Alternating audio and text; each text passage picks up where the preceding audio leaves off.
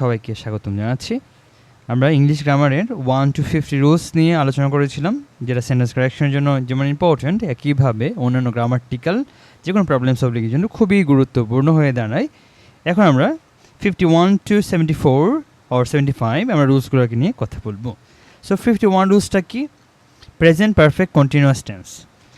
So present perfect continuous tense used for an action that started in the past still continuing in the present, অর্থাৎ present perfect continuous tense বোঝাচ্ছে যেটা শুরু হয়েছিল অতীতে কিন্তু এখনও সেটার ইফেক্টটা বা ইম্প্যাক্টটা এখনও আছে।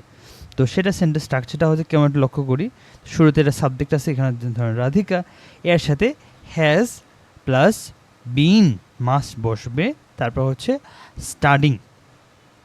ওকে, আচ্ছা, এখানে একটা লক্ষ্য করবেন, অবশ্যই এখানে যদি সাবজেক্ট হিসেবে যদি রাধিকা বা থার্ড পারসন সিঙ্গুলার নাম্বার না থাকতো তাহলে এখানে আপনার হ্যাভ বসতো, বাট এই বিন এবং ভার্বের সাথে আইএনজি যেটা ফর্মটা সেটা প্রেজেন্ট পারফেক্ট কন্টিনিউয়াস টেন্সের জন্য অবশ্যই থাকবে, এবং এর সাথে আপনার সিন্স হবে অথবা ফর হবে। সিন্স বা তো ফর বলে এটা সময়টা হচ্ছে উল্লেখ থাকবে।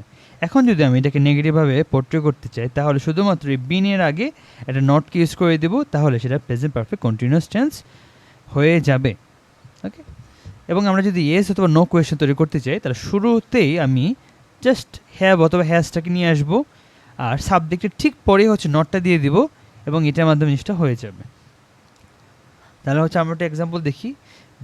The share market is been suffering losses due to the pandemic. এখানে আপনি লক্ষ্য করেন, এখানে শেয়ার মার্কেট যেটা আছে এখানে তো কখনোই হচ্ছে ইজ হবে না, কারণ আমরা দেখছি এখানে হয় হ্যাভ হবে অথবা হ্যাজ হবে, কারণ যেহেতু এটার প্রেজেন্ট পারফেক্ট কন্টিনিউয়াস টেন্স। কেন কন্টিনিউয়াস টেন্স? অর্থাৎ এখানে কিন্তু হচ্ছে আইএনজি আছে, আর যেহেতু হচ্ছে বিন আছে আমরা সহজে দেখে বুঝতে পারতেছি এটা পারফেক্ট হবে। সো পারফেক্টও আছে এবং এর সাথে আইএনজিও আছে, অর্থাৎ এটা পারফেক্ট কন্টিনিউয়াস টেন্স। এর সাথে হ্যাভ অথবা হ্যাজটা অ্যাড করলে সেটা একটা প্রেজেন্ট পারফেক্ট কন্টিনিউয়াস টেন্স হয়ে যাবে। Elena is travelling since yesterday. এক্ষেত্রে লক্ষ্য করবেন, since indicates a duration starting from the past. একটা নির্দিষ্ট সময় থেকে যখন হবে তখন সেটাকে হচ্ছে বোঝায়। এই ক্ষেত্রে Elena is travelling since yesterday, এই জিনিসটার মধ্যে একটা ঝামেলা আছে। সো এখানে ঝামেলাটা কি? তো যেহেতু সিন্স এখানে উল্লেখ করেই দিছে এবং এখানে যেহেতু এটা হচ্ছে পাস থেকে আপনার স্টার্টিং হবে, যে কোনো একটা ডিউরেশনকে বোঝাচ্ছে, অবশ্যই এখানে ইজ লেখার কোনো সুযোগ নাই, এখানে হচ্ছে আপনাকে অবশ্যই হ্যাজ বিন লিখতে হবে। সো এই জন্য হবে এলিনা হ্যাজ বিন ট্রাভেলিং হবে। সো নেক্সট যে লক্ষ্য করবেন, বলছে যে we are waiting for the minister for the last 2 hours। এখানে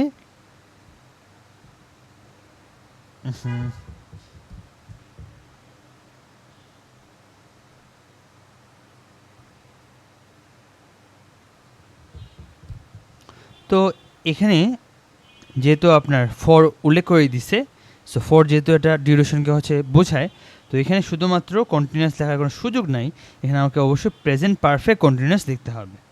সো এখানে প্রেজেন্ট পারফেক্ট যদি এটা কোনো একটা প্রিভিয়াস কালকে হচ্ছে বোঝাইতো তাহলে আমি পাস্ট পারফেক্ট কন্টিনিউয়াস লিখতাম, বাট পারফেক্ট কন্টিনিউয়াস এখানে লিখতে হবে।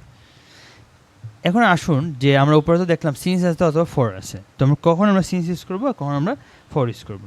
So since used with words denoted A point of time, the exact starting moment, the exact starting moment.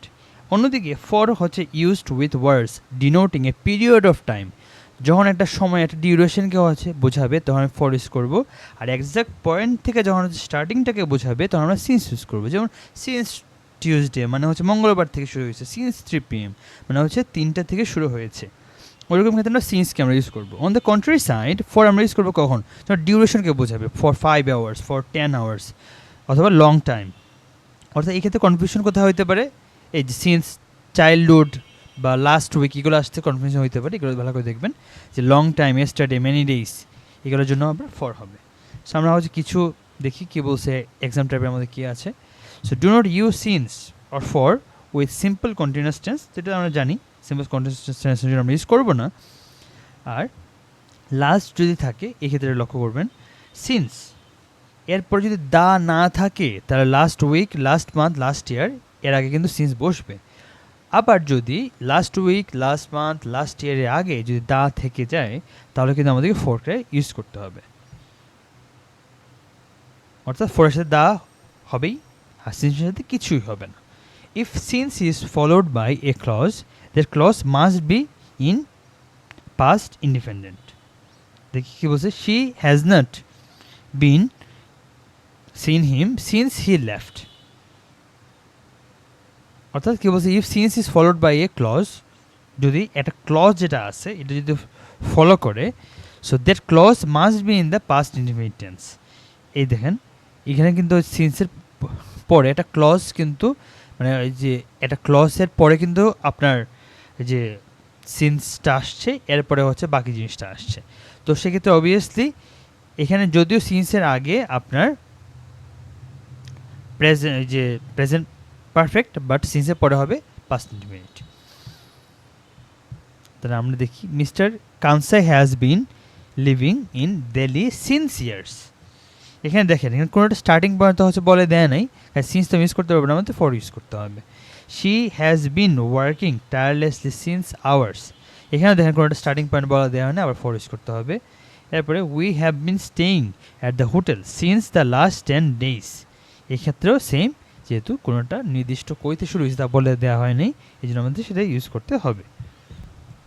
Okay, so আমরা প্রেজেন্টটাকে আমরা শেষ করলাম। এখন আমরা যদি পাস্ট টেন্সের দিকে আসি তাহলে কী লক্ষ্য করব, পাস্ট ইনডিফিনিট টেন্স এটা কখনো ইউজ করবে, তো এখন আমরা দেখছি use for a single complete action. যখন কমপ্লিট অ্যাকশনের কথা বলবে এটা সিঙ্গেল, তখন আমরা পাস্ট ইনডিফিনিট টেন্স ইউজ করতে পারি, অথবা রিপিটেটিভ যদি পাস্ট হ্যাবিটসের কথা বলে তারপরেও আমরা পাস্ট ইনডিফিনিট টেন্সকে ইউজ করতে পারবো। So let's see the sentence structure. যে ফার্স্ট ইজ সাবজেক্ট হবে, এরপরে আপনার কি হবে, ভার্বের সেকেন্ড ফর্ম অথবা ফার্স্ট ফর্ম হচ্ছে বসবে, খুব ইজি, এটা সবাই হচ্ছে আমরা জানি। তো নেগেটিভ করতে হইলে জাস্ট ডিডের পর নট বসাই দেব, আর যদি ইয়েস নো কোয়েশ্চেন করতে হয় তাহলে শুধুমাত্র সাবজেক্টটাকে ডিডটা নিয়ে আসলেই হবে। এখানে লক্ষ্য করবেন যে কিওয়ার্ডসগুলো কী কী, yesterday, last night, last year, months, ago, না ইন 1920, এগুলো যখন থাকবে তখন বুঝতে হবে যে এটা হচ্ছে past indefinite tense. The did rule, always use base form after did. যখন ডিড হবে তখন অবশ্যই কিন্তু আমাদের বেস ফর্ম ইউজ করতে হবে। যেমন যেমন এখানে আছে দেখেন, এখানে কিন্তু কাম ইউজ করছে, কিন্তু কেম ইউজ করতে পারতো, কেম কেন ইউজ করে না, কারণ সামনে হচ্ছে ডিড আছে এই জন্য।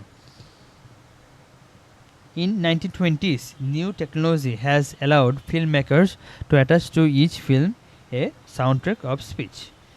এখানে দেখেন, এখানে যেহেতু ইন 1920s বলে দিছে, তো কাজে আমরা হ্যাজ অ্যালাউড লিখতে পারবো না, শুধু আমাদের অ্যালাউড লিখতে হবে, কারণ হ্যাজ অ্যালাউড এটা প্রেজেন্ট পারফেক্ট টেন্স এবং অ্যালাউড হচ্ছে পাস্ট ইনডিফিনিট টেন্স, আমাদের এখানে পাস্ট ইনডিফিনিট টেন্সটাকে ইউজ করতে হবে। Once I run in the Sonoran desert, তো এখানে দেখেন এখানে কিন্তু ওয়ান্সটা হচ্ছে উল্লেখ আছে। সো ওয়ান্স যেটা উল্লেখ আছে এটা কিন্তু আপনার কমপ্লিট অ্যাকশন বোঝাচ্ছে, কারণ ওইটা যদি না হইতো তাহলে তো আলটিমেটলি হিউজ রেইনটা হইতো না। সো আলটিমেটলি যেহেতু ওই জিনিসটা হয়েছে, সে ডেজার্টের মধ্যে রান করছে, এর পরবর্তীতে একটা হিউজ রেইন হয়েছে, অর্থাৎ অবশ্যই ডেজার্টে সে যা ঘটনা ঘটছে, তো এই জন্য যেহেতু ঘটছে কমপ্লিট অ্যাকশন বোঝাচ্ছে আপনার পাস্টে, অবভিয়াসলি এখানে কিন্তু আপনার ওয়ান্সেই রেন হবে। She has broken his legs yesterday, এখানে এস্টারডে আছে, তো এখানে প্রেজেন্ট পারফেক্ট হবে না, এটা হচ্ছে পাস্ট ইনডিফিনিট টেন্স হবে, হচ্ছে ব্রোক হবে। এরপরে she did not watched Frankenstein last night, এখানে যেহেতু ডিড আছে কাজে ওয়াচড হবে না, শুধুমাত্র ওয়াচ হবে।